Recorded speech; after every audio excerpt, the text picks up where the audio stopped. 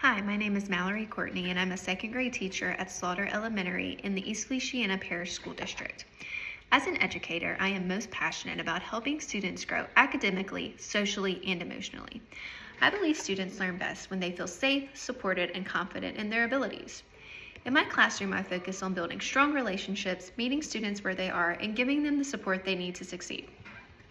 The students you will see in this video are second grade students, and the lesson is a second grade Eureka Math Squared lesson from Module 2, Lesson 9. The objective of this lesson is to use place value drawings to compose a 10 and relate to written recordings. Before this lesson, students practiced addition by breaking numbers apart, adding like units, and making a 10 to help us add bigger numbers. Students also used place value discs to physically show 10s and 1s. I unpacked the unit and used backwards design to plan this lesson. I used student work and observations from prior lessons to determine supports and next steps. This lesson connects to my main goal, which is helping students understand math instead of just memorizing the steps. In this lesson, students show how a new 10 is made by using place value drawings. This helps connect what they've been doing with hands-on tools to what they write on paper. My class has a wide range of learners, including students with 504 plans and IEPs. Using backwards design, I intentionally customize lessons to support all learners by planning for visuals, hands-on tools, modeling, small groups, and flexible pacing. I check in with students often and adjust instruction as needed to ensure understanding. Overall, this lesson shows how I teach every day. I use intentional planning, customize instruction, and create a classroom where students feel supported and comfortable sharing their thinking. All right, today for our math lesson, we're going to be doing Module 2, Lesson 9. Our goal for today is to learn how to use place value drawings to compose a 10 and relate to written recordings. So what are we going to be using today? Place value drawings. Very good. And what are we going to do with those place value drawings? Compose a 10. Very good. And we're going to relate it to what? Written recording. Awesome job, guys. All right, and we are learning this so y'all can gain a better understanding of place value and how to make a unit of 10. You'll know that you learned it whenever you're able to model a 2-digit addition problem by making a place value drawing, and when you can compose a new unit by bundling 10 of a smaller unit. Does anybody have questions about our goal for today? No, ma'am. All right, for the next part of our lesson, I need everybody to focus and put on your thinking caps. Very good. Now I need you to listen while I read this problem. 2 classes are sitting in rows. The class in yellow has 26 students. The class in purple has 17 students. How many students are there? So what you are going to do is you're going to solve this problem on your whiteboard. You're going to use any of the strategies that we have already learned for addition. Questions? No, ma'am. Okay, I'm going to give you 3 minutes of silent work time to do this at your seat on your whiteboard. Go ahead and go.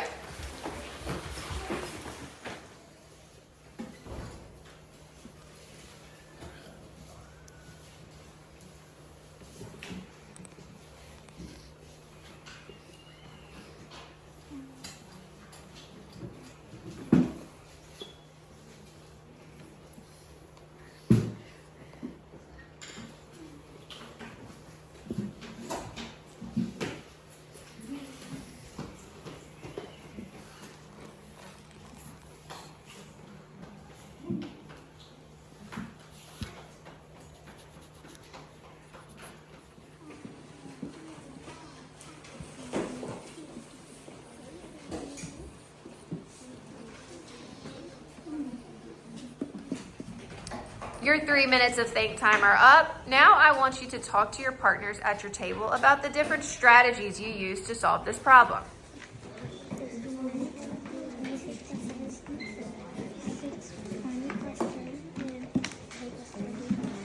I got 30, and then I added the 1s, and then I got 13. And then I added the 10 from 13, and I added the 30, and then I got 40. And then I added the 3 left from 13, and then I added the 40 and the 3, and then I got 43. I'm doing 26, so I took the 2 10s and I drew them over here. and then I drew 6 ones over here, and then I moved on to the 17, and I drew 1 10, and then I drew 7 ones, and then I circled a 10 because I could make a 10, and then I made an arrow to make a 10, and I counted, and then I got 43. I added my 10s and I got 30, and then I bundled the ones to make another 10, and then I got 40, and I added the 3 left, and I got 43. Sawyer, I noticed you had 42. Do you think you know what you did wrong? I think I just need to draw my ones a little neater. Those were all really great strategies that you all used to solve this problem. Now what we are going to do is you are going to use your place value discs to show your thinking on your whiteboards.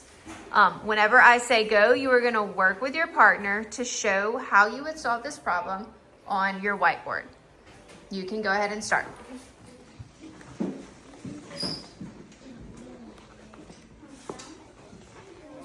Two 10, so you put a 10. I put a 10, now you put a 10. Right here. Right here. And then now we gotta put 6.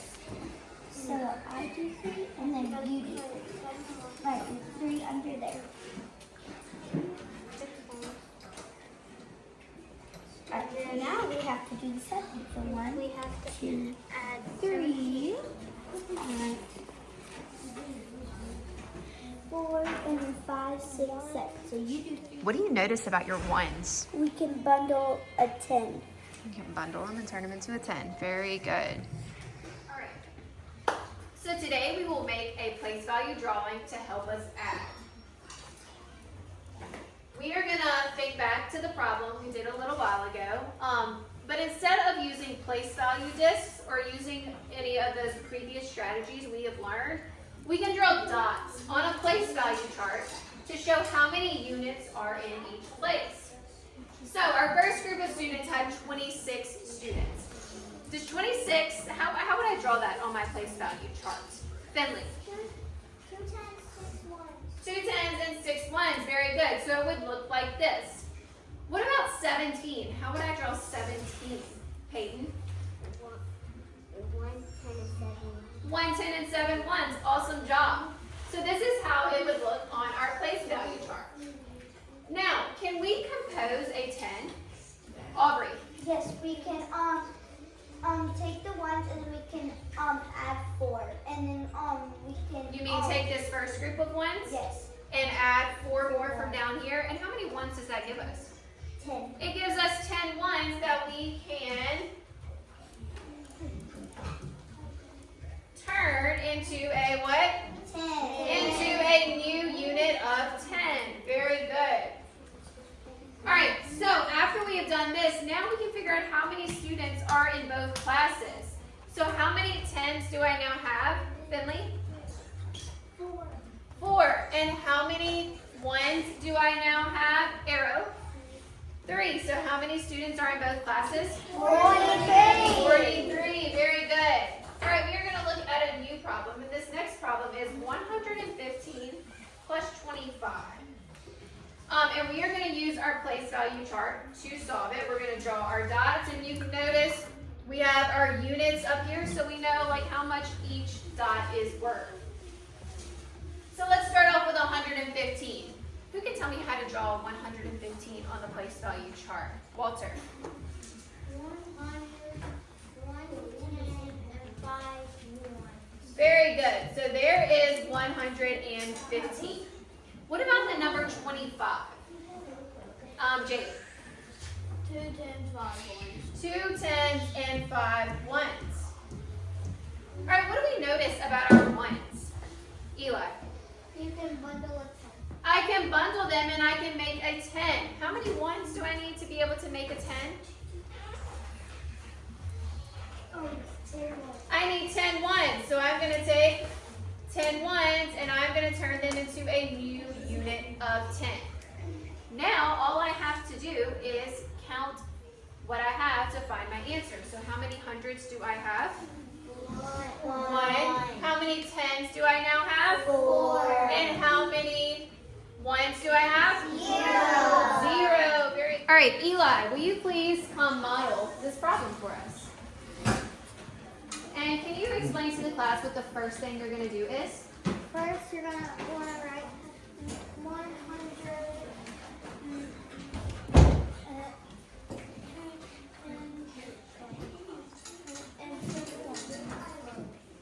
Very good. And now that you've done that, what are you going to do next? You want to count to see if you can make a 10. Not yet. We can't. We've modeled 126. What other model do we, what other number do we have to model? 35. Right, let's draw 35 up there.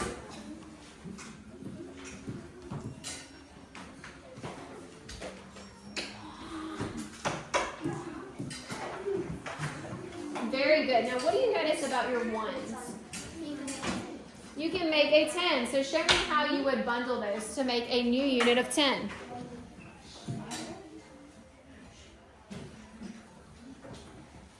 And after you bundle them, what do we need to do? How do you show that you're making a new unit? Very good. All right, and now what's the last thing you need to do? Count all of the numbers. Right, so show me how you would do that. 100. Write it as you do it. So like put the ones showing that you have 100. Very good. Very good. So what was 126 plus 35? 161. Awesome job. All right, Eli, you can go have a seat. All right, now that I have modeled a problem and Eli has modeled a problem for us, y'all are going to solve this problem, 102 plus 39, on your own on your whiteboards. And you can go ahead and start.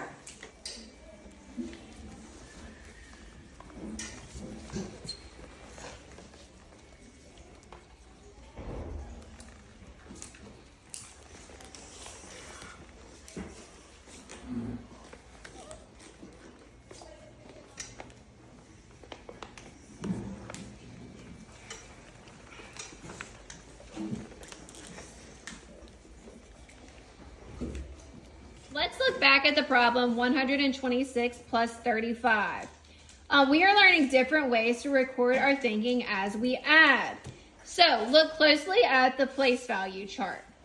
You should notice that each number is drawn where you can see each unit on the chart. You can see your hundreds, your tens, and your ones. Each addend is broken apart into different place value units. When you write each number by its place value units, that is expanded form. So you can see that they have solved it, or they've written out the problem with the place value chart, the vertical way, and then they showed their thinking a different way by writing it in expanded form. What I want you to do is discuss with your partner, how does this recording match the place value drawing? So I'm going to give you all a few seconds to talk to your partners about that. Go.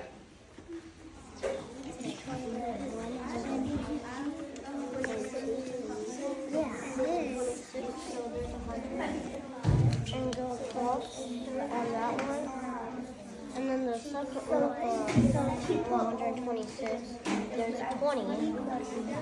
And number 6 is the last one. After the video portion of this lesson, students worked independently on their problem sets. We then did our debrief, and then they completed an exit ticket. Overall, most students met the objective of using place value drawings to compose a 10 and connect their thinking to a written recording. A few students were able to bundle a 10 but needed more support with showing that step clearly on the place value chart, specifically moving the new 10 into the tens place.